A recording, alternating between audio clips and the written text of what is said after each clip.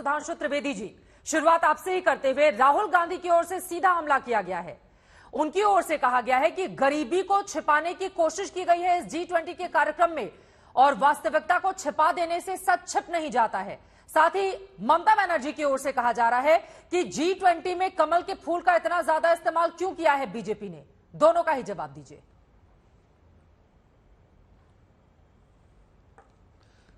देखिए, जब आप ये कहें कि राहुल गांधी जी द्वारा सीधा हमला किया गया, चित्रा जी, तो मैं इसमें थोड़ा संशोधन करना चाहूंगा।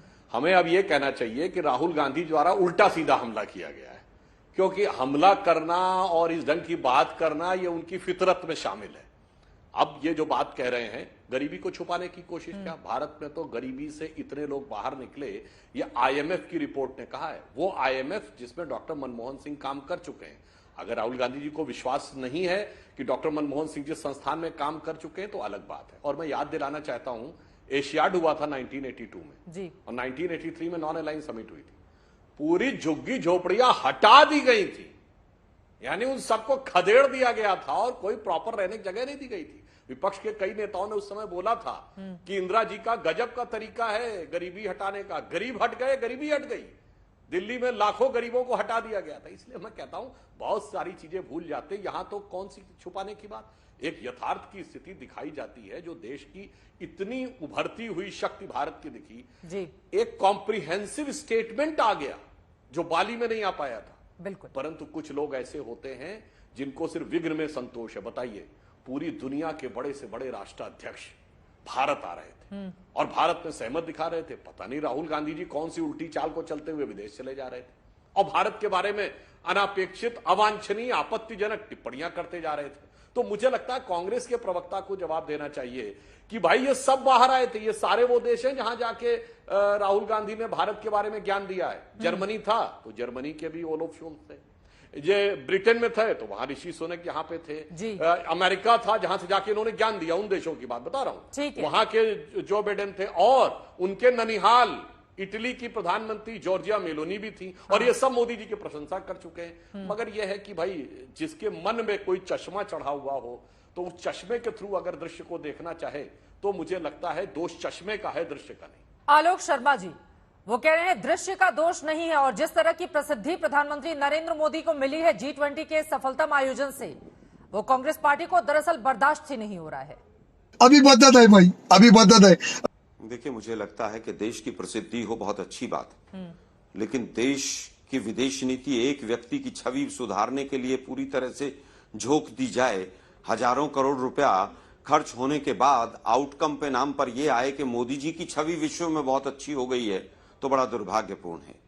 देश की छवि को क्या हुआ, देश की छवि को क्या होगा, देश की छवि के सहारे हमें क्या मिला, चर्चा इस पर होनी चाहिए। मोदी जी की छवि विश्व में बढ़ गई है। देश की छवि नहीं बदली है क्या? बाइडेन थे जिन्होंने 2.5 साल तक मोदी जी की ओर से, देखिए नेतृत्व चूंकि अध्यक्षता भारत कर रहा था। आप आलोक जी सवाल सुन लीजिए, तो क्या उससे देश को फायदा नहीं मिला है? बहुत सारे मुद्दों पर हिंदुस्तान ने जो ताकत दिखाई है रूस यूक्रेन के संदर्भ में, क्या उससे देश की छवि मजबूत नहीं मिली है?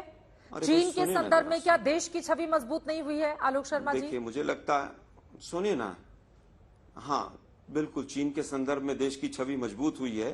चीन कई जगह हमारे देश में घुसकर बैठा है, वो बाहर चला जाएगा रात को अब, और आज तक के स्टूडियो में बता के जाएगा नॉक करके कि मैं बाहर जा रहा हूं अब। झूठ बोल रहा है। छवि अच्छी हो गई है। ये स्व विश्व गुरु जो साहब है ना, स्व घोषित जो विश्व गुरु साहब हैं, और उनके पीछे जिस तरह से आप लोग स्तुति करते हैं, मुझे बताइए 2.5 साल तक हिंदुस्तान सबसे बड़ा डेमोक्रेटिक नेशन है, उसको अगर अमेरिका अपना एम्बेसडर भी नहीं देता है तो छवि कहां गई थी उस टाइम पर? मैं सवाल छवि कहां गई थी अमेरिका में जब वो आज राष्ट्रपति वहां पर लेकिन आलोक शर्मा जी बड़ी विनम्रता से मैं एक चीज रोकना चाहूंगी, एक सेकंड सुनिए, मैं बोलूंगी बीच में, आप व्यक्तिगत टिप्पणी अगर चैनल को लेकर या एंकर को लेकर करेंगे तो मैं बोलूंगी। आलोक शर्मा जी, ये तरीका ठीक नहीं है। आप यहाँ पर बीजेपी से अपनी जो भी आपकी असहमति हो वो जताइए। यहाँ पर आलोक जी, जितना सम्मान सुधांशु जी को दिया जाएगा उतना ही आलोक शर्मा जी आपको भी दिया जाएगा। लेकिन अगर आप व्यक्तिगत टिप्पणी करेंगे आलोक शर्मा जी तो मुझे जवाब देना पड़ेगा। मुझे लगता है मुद्दों पर बात करते हैं, यहाँ पर आज तक पर चर्चा नहीं हो रही है। प्लीज आलोक शर्मा जी, बहुत विनम्रता से गुजारिश है आपसे, अपनी बात को आगे बढ़ाइए। और अभी तो रुको, क्लाइमैक्स अभी बाकी। मैं बड़ी विनम्रता से कहूंगा कि जो चीजें बीजेपी के प्रवक्ता नहीं बोलते हैं आप अपनी तरफ से नहीं बोला करें।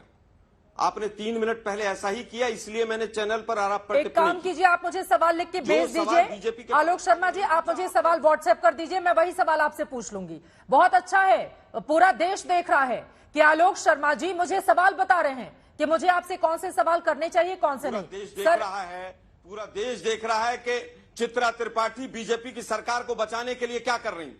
पूरा देश देख रहा है। मेरे से ज्यादा आप बोली हैं, सुनने का धैर्य रखिए आप लोग। मोदी जी की स्वस्तुति करना आपका G20 का आयोजन अच्छा हुआ या खराब हुआ, ये बताइए। आपको सुनना G20 का आयोजन अच्छा हुआ या खराब हुआ? हाँ सुनाइए, आपको सुनने के लिए बैठे आलोक जी, व्यक्तिगत टिप्पणी मत कीजिए प्लीज। मोदी जी, आप लोगों ने मोदी जी से सीख लिया है कि मोदी जी विपक्ष को बोलने नहीं देते, और आप भी कांग्रेस के प्रवक्ता को नहीं बोलने दे रही। प्यारी समझ गई। ये मोदी जी के पद चिन्हों पर है। आप मुझे लगता है शांति से सुनिए, मैंने बड़े शांति से बात करनी शुरू की, लेकिन आप 3 बार बीच में उछले, इसलिए क्यों, कारण क्या है? उछले नहीं है, सवाल पूछा है, बर्दाश्त नहीं कर पाते। शब्दों का चयन बीजेपी का प्रवक्ता शांति से बैठता है, उछले नहीं है, बीजेपी का प्रवक्ता मोदी जी की आलोचना सुन सकता है, लेकिन चित्रा त्रिपाठी नहीं सुन सकती। आप शांति से सुनिए जरा, शांति से सुनिए जरा। अगर हमारे यहां पर पंडाल बनता है और इतने बड़े आयोजन में पूरे सोशल मीडिया पर चल रहा है कि उस पंडाल में पानी भर गया, और वो पंडाल का ठेका अभी तक जो खबर आ रही है उसमें बिना टेंडर के दिया गया, 3-4 कंपनियों ने सारे काम किए, क्या इसके ऊपर आलोचना नहीं होनी चाहिए? वो पानी जो पंडाल में भरा, उससे तो पूरे देश में और विश्व में पूरा डंका बज रहा होगा। आप लोग किस तरह की बात करते हैं?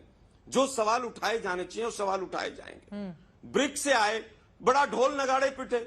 मैं चित्रा जी आपसे पूछता हूं, हिंदुस्तान की ब्रिक्स समिट से क्या 2 चीजें मिली, जरा आप बता दीजिए। मैं बीजेपी की मैं चुप हो जाता हूं। सुधांशु जी इसका जवाब देंगे। एक सेकंड आलोक शर्मा जी, सवाल पूछना मेरा अधिकार है, पत्रकार के तौर पर मैं बैठी हुई हूँ। ठीक है सर, ओके। चित्रा जी पत्रकार के तौर पर आप 10 सवाल पूछे, हम उत्तर देंगे।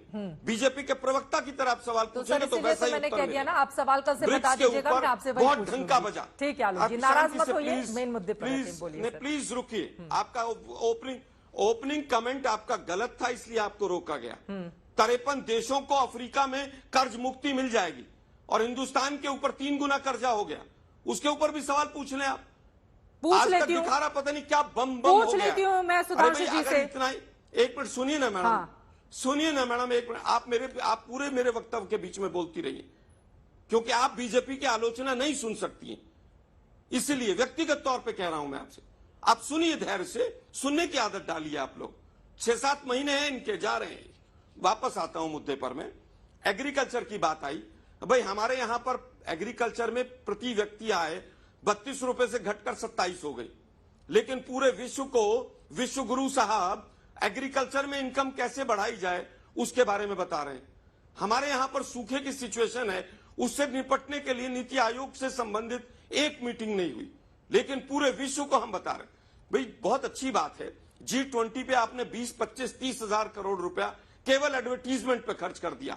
पूरे हिंदुस्तान के पेट्रोल पंपों पे एक ही चेहरा लगा दिया। पूरा विश्व का मीडिया कह रहा है कि हमारे राष्ट्रपति, हमारे प्रधानमंत्री वहां पर नहीं गए थे क्या? एक व्यक्ति की स्तुति में हिंदुस्तान के मीडिया ने एक एजेंडा जो G20 का होना चाहिए था, वो आप लोगों से सेट नहीं हो पाया।